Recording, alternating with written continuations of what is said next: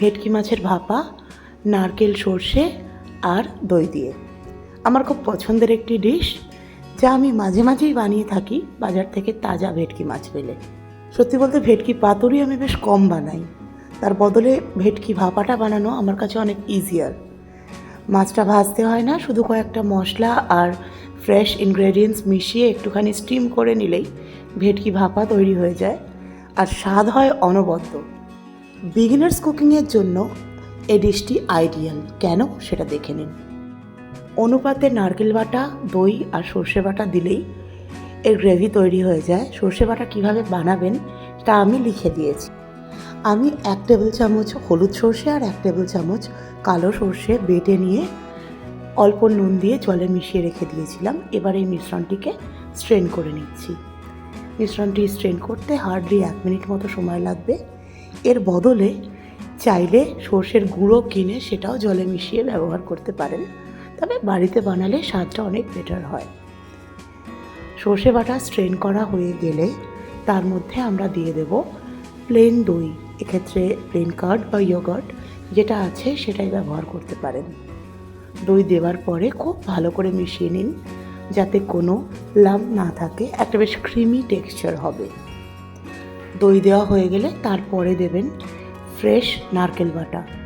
এটাও চাইলে কিনে ইউজ করতে পারেন, তবে আমি নারকেল ফাটিয়ে বেটে সেটাই ব্যবহার করি। নারকেল দিয়েও খুব ভালো করে মিশিয়ে নেবেন। দই, নারকেল, সর্ষের মিশ্রণটি তৈরি হয়ে গেলে এর মধ্যে আমরা দেব 4 টেবিল চামচ সর্ষের তেল। সর্ষের তেল কিন্তু ভাপা বানানোর জন্য ম্যান্ডেটরি। এই পাঞ্জিং টেস্টটা খুব কাজে দেয়। এরপর আমরা দেব 1 চা চামচ করে লাল লঙ্কার গুঁড়ো আর হলুদের গুঁড়ো। তার সঙ্গে দিয়ে দেব 2 চা চামচ নুন। ভাপা বানাতে আর কোনো মশলা লাগে না। এই মশলাগুলি দিয়ে খুব ভালো করে একবার মিশিয়ে নেবেন। এরপরে দিয়ে দেবেন অ্যারাউন্ড 1.5 কাপের মতো জল দিয়েও আরেকবার মিশিয়ে নেবেন। মেশানো হয়ে গেলে এর মধ্যে 3টে বা 4টে বা 5টি কাঁচা লঙ্কা ভেঙে দিয়ে দেবেন, যতটা ঝাল ভালোবাসেন সেই অনুযায়ী। এরপর আমরা এর মধ্যে দিয়ে দেব 6 থেকে 7টি তাজা ভেটকি মাছের টুকরো। আর মাছের টুকরোগুলি দেওয়ার পরে খুব ভালো করে মিশিয়ে এই মিশ্রণটিকে আমরা রুম টেম্পারেচারে অন্তত 1/2 ঘন্টা রেখে দেব স্টিম করার আগে। এতে মাছের ভেতরে মশলাগুলো পৌঁছে যাবে, তার ফলে রান্নার স্বাদটা খুব ভালো হবে।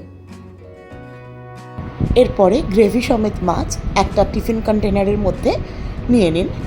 একমাত্র মাইক্রোওয়েভ করলে তখনই প্লাস্টিক কিংবা গ্লাস কন্টেনার ব্যবহার করবেন, না হলে স্টিলের টিফিন বক্সই ব্যবহার করতে হবে। কৌটোর ঢাকনাটি খুব টাইট করে যেরকমভাবে আটকাতে হয় আটকে দেবেন। এরপর একটি বড় পাত্রে একটি স্ট্যান্ড বসাবেন। নর্মাল যে স্ট্যান্ড আমাদের বাড়িতে থাকে তার উপর দিয়ে ঢেলে দেবেন জল। অ্যারাউন্ড 3 কাপ মতো জল এখানে ঢালতে হবে, যাতে যে স্ট্যান্ডটা দেওয়া হলো সেটা খুব ভালো করে ডুবে যায়। এর উপরে কৌটোটিকে বসাবেন। কৌটোটিকে বসিয়ে পাত্রের যে ঢাকা আছে সেটিকে ভালো করে চাপা দিয়ে দেবেন। তারপরে ফ্লেম অন করে মিডিয়াম ফ্লেমে এই পাত্র সমেত যে টিফিন কৌটোটি আছে বসিয়ে দেবেন। তারপরে অন্তত 30 মিনিট হালকা আঁচে রান্না হবে। এটা আমি 10 মিনিট পরে খুলেছি। এই সময় যদি লাগে তাহলে একটু জল দিয়ে দিতে পারেন। এরপরে আরও 20 মিনিট রান্না হবে। রান্না হয়ে গেলে ফ্লেম অফ করে অন্তত 1/2 ঘন্টার একটা স্ট্যান্ডিং টাইম দেবেন। তারপরেই কৌটোটিকে এই জলের মধ্যে থেকে বের করবেন, কারণ কৌটো খুব গরম থাকে। এরপর ঢাকনাটি খুললেই দেখবেন বেশ সুন্দর রঙের ভেটকি ভাপা তৈরি হয়ে গেছে। একটা চামচ বা খুন্তি দিয়ে মেশালে দেখবেন গ্রেভিটা কিন্তু যথেষ্ট ঘন হয়েছে এবং মাছও সিদ্ধ হয়ে গেছে। এবার আর কি, গরম ভাতের সঙ্গে সার্ভ করুন ভেটকি ভাপা। ট্রাই করুন আর আমাকে জানান কেমন লাগলো। এই একই রেসিপি চাইলে ডিম দিয়ে, পনির দিয়ে, ছানা দিয়ে, ইলিশ মাছ দিয়ে বা কাতলা মাছ দিয়েও করা যায়। সেই রেসিপিগুলিও আমি এক এক করে দেখাবো।